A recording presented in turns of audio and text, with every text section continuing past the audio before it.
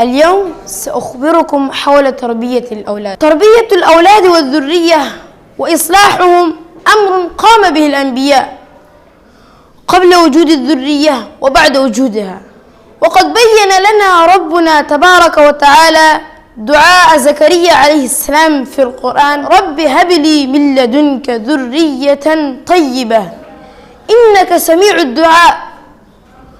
وكذلك نلاحظ اهتمام يعقوب عليه السلام بتربية أولاده وإصلاح عقيدتهم، حيث قال تبارك وتعالى: أم كنتم شهداء إذ حضر يعقوب الموت إذ قال لبنيه ما تعبدون من بعدي.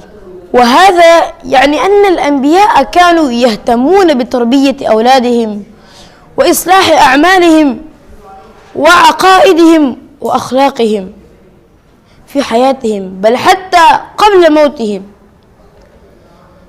أيها المستمعون الكرام، كل ولد عندما يولد يكون مثل صفحة بيضاء، فيقبل كل شيء وينسجم حسب تربية الوالدين، كما ورد في الحديث: كل مولود يولد على الفطرة فأبواه يهودانه أو ينصرانه أو يمجسانه.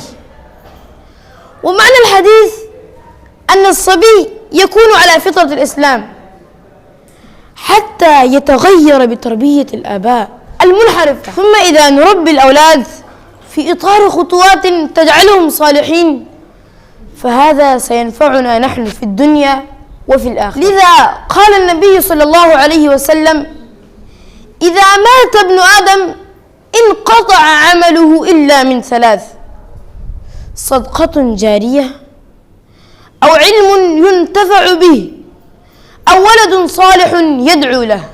ونستشف من هذا الحديث مكانة وأهمية كبيرة لهذه القضية.